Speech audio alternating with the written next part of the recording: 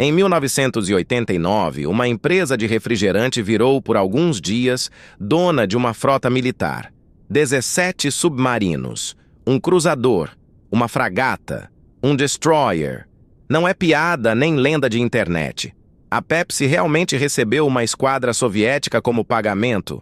E o presidente da empresa fez uma brincadeira que virou história.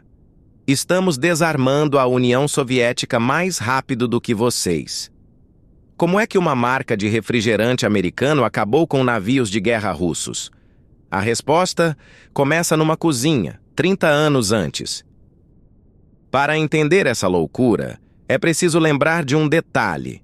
Durante a Guerra Fria, o dinheiro soviético, o rublo, não valia nada fora da União Soviética. Não dava para trocar por dólar. Então, para comprar qualquer coisa do Ocidente, os soviéticos tinham que pagar com coisas. Nos próximos minutos, o gole de Pepsi que Nixon deu a Khrushchev na frente das câmeras. O acordo que fez a Pepsi ser o primeiro produto capitalista vendido na URSS. A montanha de vodka. E o dia em que a conta foi paga em navios de guerra. Histórias improváveis. Episódio 20. 24 de julho de 1959. Numa feira americana em Moscou, o vice-presidente dos Estados Unidos, Richard Nixon, e o líder soviético, Nikita Khrushchev, protagonizam o famoso debate da cozinha.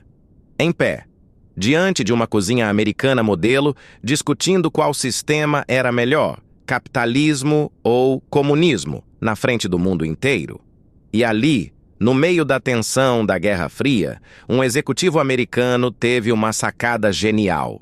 O nome dele era Donald Kendall, da Pepsi, e ele tinha apostado a carreira num único gole. Kendall implorou a Nixon na noite anterior. Dê um jeito de colocar uma Pepsi na mão de Khrushchev. No dia seguinte, Nixon conduziu o líder soviético como quem não quer nada até o estande da Pepsi. Khrushchev, com calor, aceitou o copo e bebeu sorrindo diante de dezenas de fotógrafos. A imagem correu o mundo, o chefe do comunismo saboreando o refrigerante símbolo do capitalismo. Foi uma das jogadas de marketing mais valiosas da história e plantou na cabeça dos soviéticos um desejo pela tal bebida americana. Faltava um jeito de vendê-la lá dentro. 13 anos depois, em 1972, Kendall, agora presidente da Pepsi, fechou o negócio impossível. A Pepsi seria fabricada e vendida dentro da União Soviética. Foi o primeiro produto de consumo capitalista oficialmente vendido atrás da cortina de ferro. Um símbolo e tanto. Mas aí batia o tal problema. Como a Pepsi ia receber se o rublo não valia nada lá fora? A solução foi um escambo, uma troca. A Pepsi não seria paga em dinheiro. Seria paga em vodka. O acordo era engenhoso. A Pepsi mandava o xarope concentrado para a União Soviética, onde o refrigerante era engarrafado e vendido.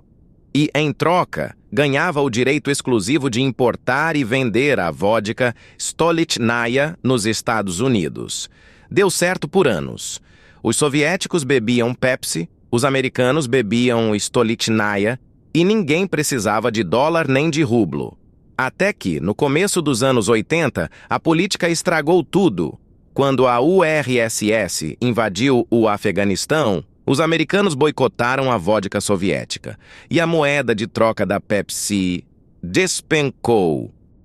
Só que tinha outro problema. E esse era de rico. A Pepsi tinha virado um sucesso gigantesco na União Soviética. Bilhões de garrafas por ano, a marca ocidental mais popular do país. Havia vodka demais para receber. Os americanos não bebiam tudo aquilo. Chegou 1989, hora de renovar o contrato bilionário. Os soviéticos, quebrados e sem dólares, precisavam pagar a Pepsi com alguma coisa de valor real, que a Pepsi pudesse revender no Ocidente. E o que a União Soviética tinha em excesso encostado e enferrujando nos portos? Navios de guerra. E foi assim que, em 1989, a Pepsi fechou o acordo mais surreal da história corporativa. Recebeu como pagamento 17 submarinos velhos, um cruzador, uma fragata e um destroyer. Uma frota inteira, avaliada em centenas de milhões de dólares no papel. Não que a Pepsi quisesse invadir alguém.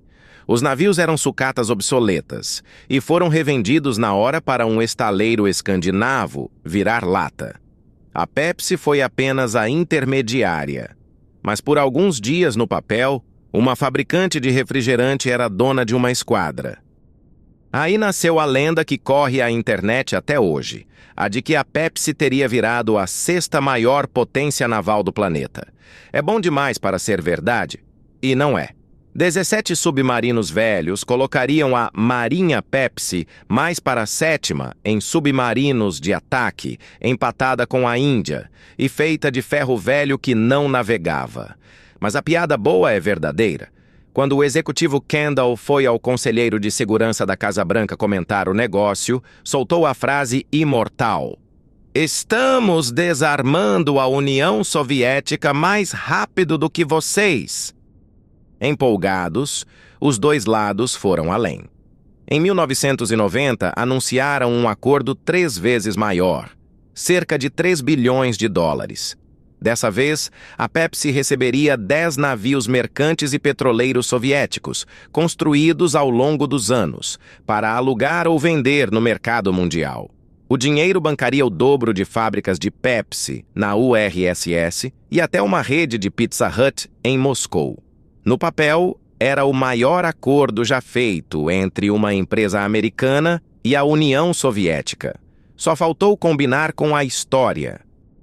Em 1991, aconteceu o imprevisível. A União Soviética simplesmente deixou de existir. 15 países nasceram das ruínas e os navios prometidos à Pepsi ficaram espalhados entre a Rússia e a Ucrânia, sem dono claro no meio do caos. O mega-acordo de 3 bilhões virou pó junto com o país que o assinou. A Pepsi, que sonhou em ter uma frota mercante, terminou a Guerra Fria com uma bela história para contar e um problema jurídico do tamanho de um continente. E teve ainda a ironia mais cruel. Durante décadas, a Pepsi teve a União Soviética só para si, sem a eterna rival Coca-Cola por perto. Mas era um mercado fechado de escambo e vodka. Quando a cortina de ferro caiu e a Rússia virou um mercado capitalista de verdade, a Coca-Cola entrou com tudo, gastou pesado e, em poucos anos, ultrapassou a Pepsi no país que a Pepsi tinha inaugurado. A pioneira abriu a porta e viu a concorrente passar na frente. No fundo, a saga da Marinha Pepsi conta uma coisa séria de um jeito engraçado. Quando o dinheiro de um país não vale nada lá fora, o comércio volta a ser troca. Refrigerante por vodka, xarope por submarino. É a economia no modo mais primitivo, movendo bilhões. E conta também como uma simples garrafa de refrigerante pode ser uma arma de guerra fria, mais eficiente às vezes do que um exército. Fica a imagem improvável. Uma esquadra de guerra soviética, com submarinos e um cruzador, trocada por caminhões de refrigerante açucarado. A Guerra Fria não foi só mísseis e espiões. Foi também vodka, Pepsi e um pouco de bom humor. Na próxima, a comissária de bordo que caiu de mais de 10 mil metros de altura dentro de um avião que explodiu no ar e sobreviveu. Se inscreve e ativa o sino. Até a próxima história improvável.